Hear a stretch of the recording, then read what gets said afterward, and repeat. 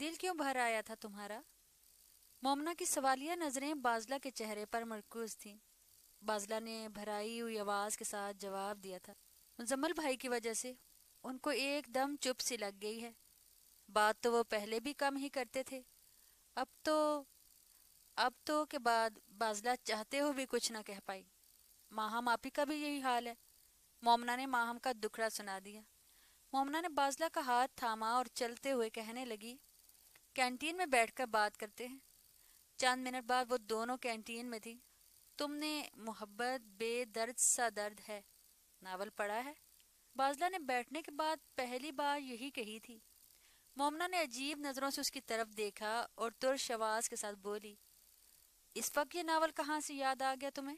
میں حقیقت جاننا چاہتی ہوں اور تم ناول کے متعلق پوچھ رہی ہو۔ تم بتاؤ تو صحیح، پھر میں بھی بتاتی ہوں، بازلہ نے سنجیدگی سے زور دے کر کہا تھا۔ مومنہ نے اپنے سامنے ٹیبل پر پڑی ہوئی موٹی موٹی میڈیکل کی کتابوں پر ایک نگاہ ڈالی اور کہنے لگی، مجھ سے تو یہ کورس کی کتابیں نہیں پڑھی جاتی، یہ ناول شاول کہاں سے پڑھوں گی؟ مزمل بھائی نے ایک رات میں ہی 450 صفحات کا ناول پڑھ ڈالا۔ بازلہ رکو رکو، تم آج کھسکی ہوئی لگ رہی ہو۔ میں تمہیں یہاں مزمل بھائی اور ماہم آپی کے بارے میں بات کرنے کے لیے لائی ہوں اور تم مجھے ناول کے صفحات گنوا رہی ہو۔ مومنہ نے کچھ خفگی سے کہا تھا۔ بازلہ نے پہلی بار اس کی پریشانی کو نوٹس کیا تھا۔ خفا کیوں ہوتی ہو؟ میری بات سنو۔ بازلہ نے قدرے نرمی سے کہا، جی باجی کیا لیں گی آپ؟ 14-15 سال کے ایک لڑکے نے پوچھا تھا۔ مومنہ نے اس لڑکے کو گھوری ڈالتے ہوئے جواب دیا، بچو اس دن بھی پانی ملا جوس تم نے پلایا تھا، 2 موسمی کے جوس، برف اور نمک کے بغیر پانی کا ایک بھی قطرہ نہ ہو، اپنے استاد کو بول دینا۔ مومنہ نے اپنے اندر کا کافی غصہ ویٹر پر نکال دیا۔ وہ آرڈر لے کر خاموشی سے چلا گیا تھا۔ اب تم سناؤ، مومنہ اسی تال میں بولی۔ مزمل بھائی، محبت بے درد سا درد ہے ناول اور نمل آپی کے بہت خلاف تھے۔ بازلہ نے یہ کہا ہی تھا؟ مومنہ نے بیزاری سے پوچھا۔ اب یہ نمل آپی کون ہے؟ مجھے بولنے تو دو، سب بتاتی ہوں، بازلہ معصومیت سے کہنے لگی جیسے درخواست کر رہی ہو۔ مومنہ نے پلکوں کو جنبش دے کر بولنے کا اشارہ کیا۔ بازلہ کہنے لگی، نمل آپی مشہور ناول نگار ہیں۔ ہاں ہاں یاد آیا، اس رائٹر کا نام تو آئی تھنک نمل حیدر ہے۔ ہاں وہی، تو سیدھی طرح نمل حیدر کو یہ نمل آپی کیا لگا رکھا ہے؟ بازلہ اب تم میرا بلڈ پریشر ہائی کر رہی ہو۔ مومنہ نے بازلہ کو انگلی دکھاتے ہوئے کہا، تم بلڈ پریشر کو کنٹرول میں رکھو، بس تم مجھے ٹوکنا مت، ساری بات سمجھاتی ہوں۔ میں شروع ہی سے نمل آپی کی بہت بڑی فین ہوں، ان کے سارے ناول میرے پاس ہیں۔ میں نے نمل آپی کے سارے ناولز کے مرکزی خیال مزمل بھائی کو سنائے تھے۔ مجھے اندازہ تھا کہ ان کو ناولز وغیرہ بالکل بھی پسند نہیں ہیں، وہ لفظ محبت سے بھی شدید نفرت کرتے ہیں۔ نمل آپی اپنے ناولز میں بات ہی محبت کی کرتی ہیں، اسی وجہ سے مزمل بھائی کو نمل آپی بھی بری لگتی ہیں۔ نمل آپی بھی بری لگنے لگی۔ میٹرک تک تو ٹھیک تھا، فرسٹ ایئر میں میری پرسنٹیج بہت بری آئی تھی، تب مزمل بھائی کو لگا میں ناولز پڑھتی ہوں، اسی لیے ایسا ہوا ہے۔ انہوں نے مجھے سختی سے ناولز پڑھنے سے منع کر دیا تھا۔ میں نے بھی ان سے وعدہ کر لیا تھا کہ میں جب تک ڈاکٹر نہیں بن جاتی کسی بھی ناول اور ڈائجسٹ کو ہاتھ تک نہیں لگاؤں گی۔ وعدہ تو میں نے کر لیا تھا پر میں اسے نبھا نہ سکی اور کالج فرینڈ سے ناول اور ڈائجسٹ لیتی، پڑھ کر انہیں واپس کر دیتی۔ باسط بھائی کی بارات سے ایک دن پہلے باتوں باتوں میں میرے منہ سے نکل گیا کہ میں ناول پڑھتی ہوں۔ مزمل بھائی کو غصہ تو آیا پر کہا کچھ نہیں۔ ایک نمبر کی ڈفر ہو تم، بس کرو۔ مومنہ نے بازلہ کو پھر روک دیا۔ باجی جوس، ویٹر نے جوس ان کے سامنے رکھتے ہوئے بتایا۔ مومنہ بازلہ کے حصے کا باقی غصہ اس ویٹر پر نکال دیتی مگر وہ خود ہی بول پڑا، باجی پانی کا ایک قطرہ ثابت کر دیں تو 1000 کا نوٹ انعام دوں گا۔ ویٹر نے شوخی ماری، ٹھیک ہے بچو، وہ ابھی پتہ چل جائے گا، اب میرا منہ کیا دیکھ رہے ہو، جاؤ یہاں سے۔ مومنہ نے اس کی شوخی پر غصے سے ہتھوڑی مار دی تھی۔ مومنہ نے سٹرا کا منہ لگاتے ہوئے جلدی سے آدھا جوس پی لیا۔ اس کے برعکس بازلہ سٹرا کو جوس میں ہلاتے جا رہی تھی۔ بازلہ بتاؤ تمہارے ساتھ پرابلم کیا ہے؟ سب تمہاری تعریفیں کرتے ہیں۔ اس لیے تم نے خود کو عقلمند سمجھنا شروع کر دیا ہے۔ تمہاری آنکھوں میں آنسو دیکھے تو مجھے لگا تمہیں تو مجھ سے بھی زیادہ غم ہے مزمل بھائی اور ماہام آپی کا، پر ایسا نہیں ہے۔ تم تو اپنی رام لیلا ہی سنائی جا رہی ہو۔ اس ناول میں لڑکا اور لڑکی دونوں مر جاتے ہیں، بازلا نے مومنا کی بات کاٹتے ہوئے افسردگی سے بتایا۔ اس ناول میں لڑکا اور لڑکی دونوں مر جاتے ہیں؟ مومنا بڑی مشکل سے بازلا کا جملہ دہرا پائی، کھلے منہ اور کھلی آنکھوں کے ساتھ۔ بازلا کے چہرے پر اداسی تھی۔ اداسی کے باوجود بازلا نے بولنا شروع کیا۔ میں مزمل بھائی کو کافی دینے گئی تھی، اسی وقت مزمل بھائی کے کسی کلائنٹ کی کال آئی، وہ ٹیرس پر چلے گئے۔ سائڈ ٹیبل پر کافی کا مگ رکھتے ہوئے مجھے لگا تکیے کے نیچے کوئی چیز ہے۔ میں نے تکیہ اٹھایا تو اس کے نیچے محبت بے درد سا درد ہے ناول تھا، پیج نمبر 40 پر بک مارک تھا۔ میں نے دیکھ کر اسی طرح ناول پھر وہاں رکھ دیا۔ آج صبح میں مزمل بھائی کے بیڈ روم والی فریج میں فروٹ چاٹ رکھنے گئی تو وہ واش روم میں تھے۔ میں نے جلدی سے تکیہ اٹھا کر دیکھا تو بک مارک 472 نمبر پیج پر تھا۔ صرف ناول کا ایک پیج باقی تھا۔ ایک پیج کیوں چھوڑا؟ مومنا نے پوچھا۔ ایک صفحہ پہلے ہی رفت اور رمیز کی کہانی ختم ہو جاتی ہے۔ مطلب؟ مومنا نے ایسے کہا جیسے اسے کوئی ڈر ہو۔ مطلب یہ کہ وہ دونوں مر جاتے ہیں، بازلا نے سنجیدگی سے بتایا۔ کیسے؟ مومنا نے غمزدہ آواز میں پوچھا۔ اب تم ناول کے متعلق پوچھ رہی ہو اور میں حقیقت متعلق سوچ رہی ہوں کہ آگے کیا ہوگا۔ بازلا بات کرتے کرتے خاموش ہو گئی۔ موسمی کے جوس سے اس نے ایک گھونٹ بھی نہیں لیا تھا، جبکہ مومنا آدھا جوس پی چکی تھی۔ وہ دونوں کافی دیر خاموش بیٹھی رہیں۔ مومنا، مجھے ڈر ہے کہیں مزمل بھائی اور ماہام آپی ایسا کچھ نہ کر گزریں، بازلا نے درد میں ڈوبی آواز میں کہا تھا۔ ایک ہفتہ رہ گیا ہے شادی میں۔ اس بار مومنا اسی تال میں بولی تھی۔ دیکھتے ہی دیکھتے ایک ہفتہ بھی گزر گیا۔ بارات سے ایک دن پہلے مزمل نماز پڑھ کر نکلا۔ وہ کھڑکی میں کھڑی تھی، مرجھائے ہوئے سرخ گلاب کی طرح۔ اس دن اس کی آنکھوں میں اداسی تھی، خاموشی تھی۔ اس کی آنکھوں میں کوئی عبارت نہیں تھی جسے مزمل پڑھتا، صرف ہجر کے سندیسے تھے۔ مزمل نے ایک نظر دیکھا اور چل دیا۔ وہ ماسٹر صاحب کے دروازے کے آگے سے گزر رہا تھا، ایک آواز نے اس کے قدم روک لیے۔ بیٹا، مریم بی بی نے ارد گرد کا جائزہ لیتے ہوئے مختصر بات کی اور دروازے سے اندر ہو گئی۔ گلی میں کوئی نہیں تھا۔ مزمل شش و پنج میں مبتلا تھا۔ لمحہ بھر اس نے سوچا، پھر وہ دروازے سے گھر کے اندر چلا گیا۔ بیٹھو بیٹا، مریم بی بی نے ڈرائنگ روم میں مزمل کو بٹھایا۔ مزمل جھجکتے بیٹھ گیا۔ کل رات کو ماہم کی بارات ہے۔ آج پچھلے ٹائم مہمان آنا شروع ہو جائیں گے۔ کچھ مہمان رات کے آ چکے ہیں، انہیں میں نے گاؤں والی حویلی میں ٹھہرایا ہوا ہے۔ کل سے تم یہاں نہیں آؤ گے۔ مریم بی بی نے تفصیل بتانے کے بعد فرمان جاری کیا۔ کیوں؟ مزمل نے اعتماد سے نظریں ملا کر پوچھا۔ اس لیے کہ کل سے وہ کھڑکی ہمیشہ کے لیے بند ہو جائے گی، مریم بی بی نے سخت لہجے میں جواب دیا۔ حاضری میں دیدار کی شرط نہیں ہوتی، مزمل نے مؤدب ہو کر کہا۔ ادب والے حکم عدولی نہیں کرتے، مریم بی بی نے کرخت لہجے میں بتایا۔ ادب والے حکم عدولی نہیں کرتے، مریم بی بی نے کرخت لہجے میں بتایا۔ بے وفائی کے علاوہ سب حکم مانوں گا، مزمل نے عاجزی سے اپنی بات کی۔ وفا کا دم بھرنے والے محبوب کو بدنام نہیں کرتے، مریم بی بی نے دانت پیستے ہوئے اپنی سنائی۔ اس کی بدنامی نہ ہوئی ہے نہ ہوگی، یہ میرا وعدہ ہے، مزمل نے یقین دلانے کی کوشش کی۔ کب تک یہاں آتے رہو گے؟ مریم بی بی نے روکھے لہجے میں پوچھا۔ اب تو میں یہاں سے جانا ہی نہیں چاہتا، سوچ رہا ہوں یہیں شفٹ ہو جاؤں، مزمل نے لرزتی آواز میں اپنے دل کا حال سنایا۔ کس لیے؟ مزمل بی بی نے برہمی سے کہا۔ تاکہ اس کھڑکی کو دیکھتا رہوں، مزمل نے دھیمی آواز میں عرض کی۔ بند کھڑکی کو دیکھنے کا فائدہ؟ مریم بی بی نے طنز کیا۔ محبت میں فائدہ نقصان نہیں دیکھا جاتا، مزمل نے دکھی آواز میں کہا۔ اب تو ہر چیز میں فائدہ نقصان دیکھا جاتا ہے، مریم بی بی نے طنزیہ مسکراہٹ کے ساتھ بتایا۔ میں تاجر ہوں، صرف تجارت میں فائدہ نقصان دیکھتا ہوں، محبت میں نہیں۔ مزمل نے اپنی صفائی دی۔ کرتے تجارت ہو اور باتیں محبت کی؟ مریم بی بی نے طنز کیا۔ محبت کے ساتھ تجارت کرتا ہوں، تجارت سے محبت نہیں کرتا۔ مزمل نے آنکھیں ملاتے ہوئے اطلاع دی۔ باتیں اچھی کر لیتے ہو، مریم بی بی نے طنز کے ساتھ تعریف کی۔ محبت نے سکھا دی ہیں، مزمل نے دل پر پتھر رکھ کر مسکراتے ہوئے کہا۔ مریم بی بی کو مزمل کی مسکراہٹ پر تھوڑا سا غصہ آیا۔ وہ غصے میں بولی، دیکھو مزمل صاحب، ہم نے محبت کافی کھیل لی، اب حقیقت کی دنیا میں واپس آ جاؤ۔ میں نے کہا نا، کل سے تم یہاں نہیں آؤ گے، بس۔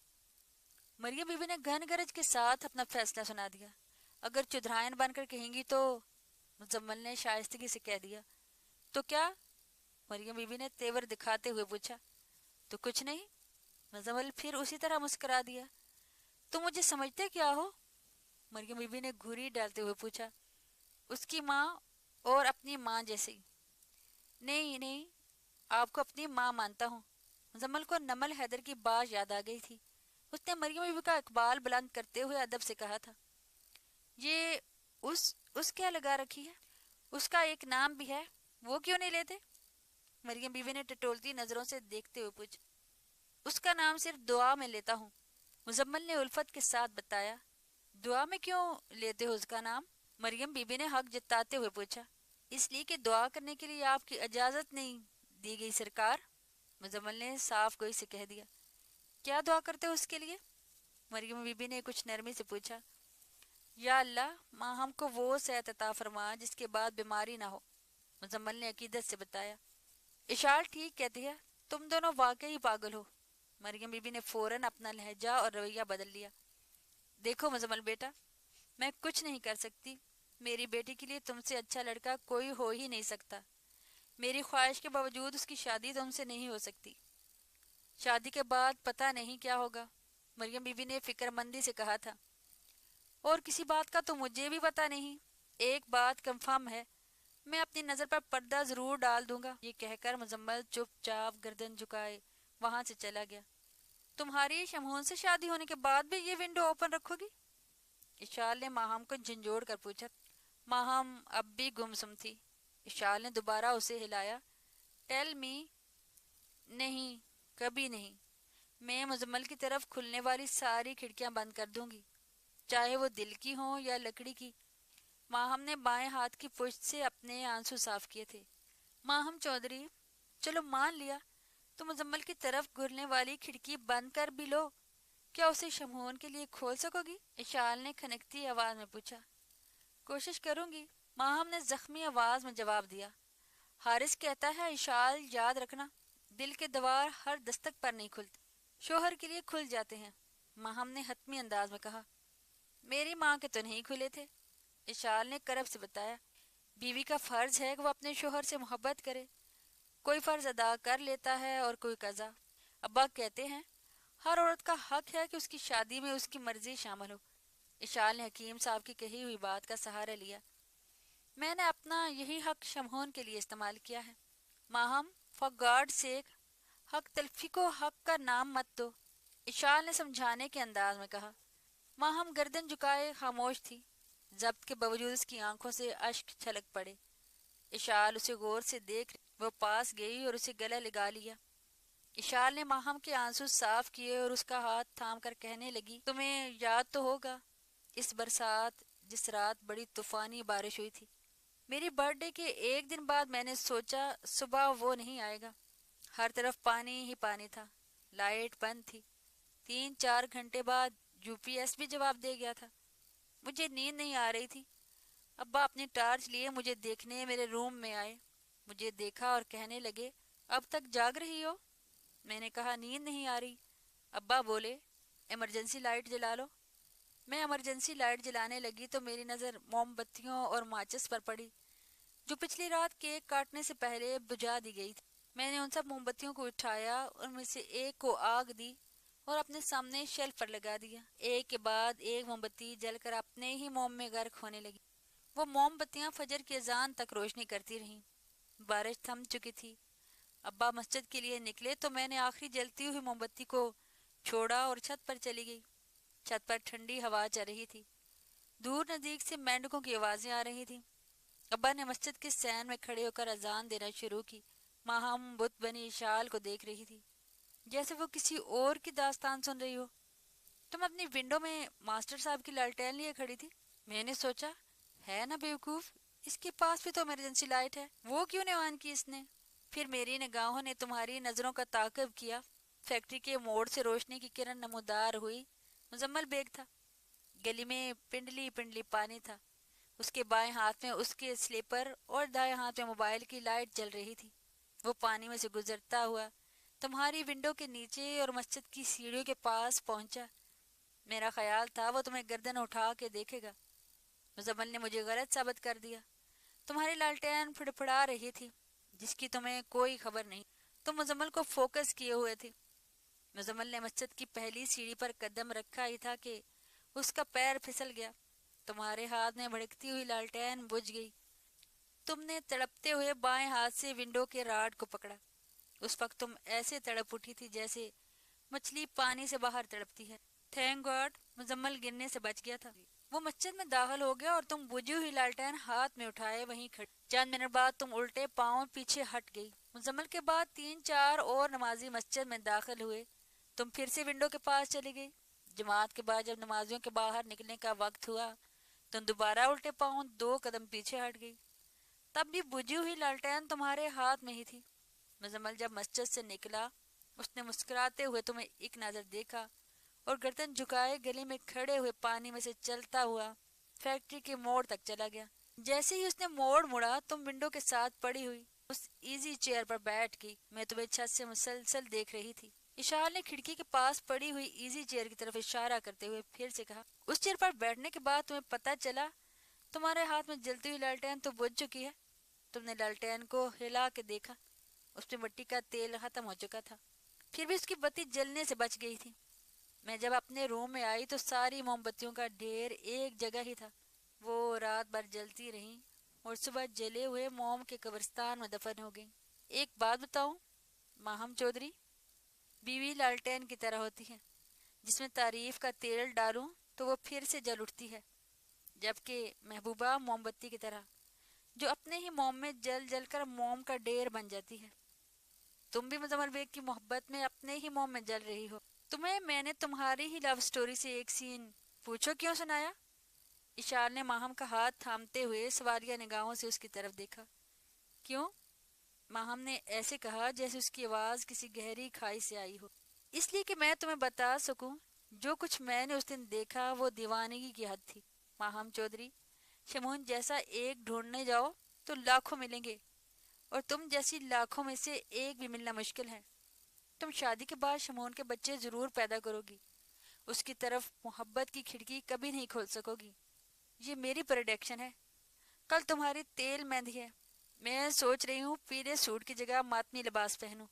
مزمل کے ساتھ کوئی تو ہو جو تمہاری شادی کا ماتم منائے۔ اشار نے ماہم کا ہاتھ چھوڑا اور غصے سے ماہم کے کمرے سے چلی۔ ماہم رنجیدگی سے گردن جھکائے وہیں بیٹھی رہی۔ تھوڑی دیر بعد اس نے اپنے نازک اور سفید ہاتھوں کی طرف دیکھتے ہوئے خود کلامی کی۔ کل میری تیل مہندی ہے۔ تیل مہندی کی رسم ماہم کے اسکول کے گراؤنڈ میں انجام پائی۔ بارات کا انتظام ملن میرج ہال میں کیا جانا تھا۔ مہندی کی تقریب کے دوران ماہم کی طرح اشال بھی بجھی بجھی سی رہی۔ بارات والے دن صبح مزمل مسجد کے زینے اتر رہا تھا، ہزار کوشش کے باوجود اپنی نظر نہیں روک سکا۔ نظر اٹھی، وہ ہمیشہ کی طرح کھڑکی میں کھڑی تھی۔ اس کی آنکھوں میں نور کے بجائے ظلمت تھی، اداسی کے ساتھ ساتھ ویرانی بھی تھی۔ ماہم ہاتھوں میں مہندی رچائے، کلائیوں میں گجرے پہنے، گلے میں مالا ڈالے، مہندی کے پیلے جوڑے میں ملبوس تھی۔ وہ من موہنی سی لڑکی ماہپارہ لگ رہی تھی۔ یہ تو اس کا ظاہر تھا، اصل میں مہندی کی ٹھنڈک کے بجائے اسے تپش محسوس ہو رہی تھی۔ کلائیوں کے گجرے ہتھ کڑیاں لگ رہی تھی، گلے کی مالا پھانسی والی رسی جیسی تھی۔ پیلا لباس اس کے نزدیک اسے ماتمی لباس کی کیفیت میں مبتلا کیے ہوئے تھا۔ چندر مکھی کی طرح نظر آنے والی ماہم اس وقت اندر سے پارو نہیں بلکہ پارا پارا ہو چکی تھی۔ مزمل اور ماہم کے مابین کوئی میثاق، کوئی معاہدہ طے نہیں تھا۔ اس کے باوجود وہ دونوں اپنے اپنے محاذ پر مجرم بنے کھڑے تھے۔ کس نے کس کو مجروح کیا یہ معمہ تھا، پھر بھی وہ دونوں مضطرب تھے۔ ملاقات کے بغیر صرف محبت کی معرفت سے ان دونوں کے جسم معطر ہو چکے تھے۔ اس مسافت کے دوران انہیں محبت کی مہک تو میسر آئی، پر محبت کی منزل نہیں ملی۔ ان کے ملن کی کوئی صورت نظر نہیں آ رہی۔ مہندی کی تقریب کے بعد سے ماہم کھڑکی میں مجسمہ بنی کھڑی، رات بھر وہ صبح کا انتظار کرتی رہی۔ جس کے انتظار میں وہ کھڑی تھی وہ اس کے سامنے تھا۔ وہ اپنے نکاح سے پہلے شاید آخری بار اسے دیکھ رہی۔ مزمل نے بھی اس لمحوں کے اندر اندر صدیوں جیسا دیکھ لیا۔ اس کے دل میں پتہ نہیں کیا بات آئی، وہ واپس مسجد کے اندر چلا گیا۔ چند منٹوں کے بعد واپس آیا، ماہم وہیں کھڑی تھی۔ مزمل نے اسے ہمیشہ کی طرح ایک نظر دیکھا اور نظریں جھکائے اپنی گاڑی میں بیٹھ کر لاہور چلا گیا۔ اب جاگنے کی باری مزمل بیگ کی تھی۔ وہ رات بھر اپنے ٹیرس پر صبح کا انتظار کرتا رہا۔ کھلی کھڑکی کو دیکھنے والی مشتاق آنکھیں اس بار مزمل بیگ کی تھی۔ اس کے ذہن میں کچھ نہیں تھا سوائے اس کھڑکی کے کہ وہ جلد از جلد اس کھڑکی کو دیکھنا چاہتا تھا۔ نماز سے پہلے دیکھنے کی اجازت اس کو نہیں تھی۔ مزمل گردن جھکائے گلی سے گزر گیا۔ اس کے دل میں کھڑکی کا کوئی خیال نہیں آیا۔ اس نے خشوع وضو سے نماز ادا کی۔ سب نمازیوں کے جانے کے ساتھ ہی آج پہلی بار حکیم صاحب بھی چلے گئے۔ حکیم صاحب کے جانے کے کچھ دیر بعد وہ حسب معمول اٹھا اور مسجد کے بیرونی دروازے کی طرف قدم بڑھائے۔ اسے کبھی بھی مسجد کی حدود میں کھڑکی یا کھڑکی والی کا خیال نہیں گزرا۔ اس دن بھی ایسا ہی ہوا تھا۔ مزمل نے سیڑھیاں اترنی شروع کی، نظر اٹھائی، کھڑکی کھلی تھی۔ ماہم دلہن بنی کھڑکی میں کھڑی تھی۔ مزمل نے ہمیشہ کی طرح ایک نظر دیکھنے کے بعد اپنی نظریں جھکا لیں۔ مزمل کی آنکھوں میں بجھے دیپ جل اٹھے، ہونٹوں پر مسکراہٹ لوٹ آئی، دل سے دھک دھک کی آواز آنے لگی۔ دل کی دھک دھک کی دماغ سے برداشت نہیں ہوئی۔ دماغ کہنے لگا، بیگ صاحب، بیگ صاحب، کھلی کھڑکی کے پیچھے دلہن کھڑی ہے، خوش ہونے کے بجائے پتہ تو کر لو وہ کس کی دلہن ہے۔ دل نے حکم دیا، مزمل صاحب، نظریں اٹھاؤ اور دوبارہ دیکھ لو۔ میرا دھڑکنا بے وجہ نہیں ہوتا، میری دھڑکن زندگی کی علامت ہے۔ نظریں اٹھاؤ گے تو بے ادبی ہو جائے گی۔ دماغ نے جلدی سے میسج دیا۔ اسی لمحے دل نے بھی صدا لگا دی، مسٹر برین، آپ عقل والوں کے ساتھ کھڑے ہوتے ہیں اور میں عشق والوں کا ساتھی ہوں۔ مزمل صاحب، تم نظریں اٹھا دو۔ مزمل نے نظریں اٹھا کر دیکھا۔ ماہم کے چہرے پر عجیب طرح کی مسرت تھی۔ وہ تھوڑی دیر اسے دیکھتا رہا۔ آنکھوں کی گفتگو سے دلوں کو سکون مل گیا۔ مزمل کو گلی میں کھڑے ہو کر مزید اس طرح دیکھنا غیر مناسب لگا۔ وہ نظریں جھکا کر اپنی گاڑی کی طرف چل دیا۔ بیٹا، اندر آ جاؤ، مریم بی بی نے بڑے اعتماد سے کہا، جو اپنے دروازے پر کھڑی تھی۔ مزمل گھر کے اندر داخل ہو گیا۔ ڈرائنگ روم میں ایک آدمی ویل چیئر پر بیٹھا ہوا تھا۔ اس کے سامنے حکیم عاقل انصاری، گلاب خان اور شمائل کا شوہر شرافت بیٹھے ہوئے تھے۔ دوسرے صفحے پر چند عورتیں تھیں، جن میں مومنہ، اشال، شمائل، شاہدہ بی بی اور ایک طرف عروسہ ویل چیئر پر بیٹھی تھی۔ جوان، میری بیٹی سے شادی کرو گے؟ چودھری شمشاد نے گرجتی ہوئی آواز میں پوچھا۔ اس سے پہلے مزمل کچھ کہتا، ڈرائنگ روم میں ماہم دلہن کے لباس میں ملبوس داخل ہوئی۔ مزمل نے حیرانی سے چودھری شمشاد کی طرف دیکھا۔ جوان، میری بیٹی ماہم سے شادی کرو گے؟ چودھری شمشاد اسی انداز میں دوبارہ بولا۔ اس کے اشکوں سے مسلح بھیگ گیا تھا۔ اس نے دعا مانگی، رومال سے اپنی بھیگی پلکیں صاف کیں، سیڑھیاں اترتے ہوئے ایک نظر اپنے محبوب پر ڈالی اور لاہور چلا گیا۔ وہ ٹیرس پر کھڑا ہوا، رات بھر کھڑکی کے متعلق سوچتا رہا اور ماہم رات بھر کھڑکی سے باہر سیڑھیوں کو دیکھتی رہی۔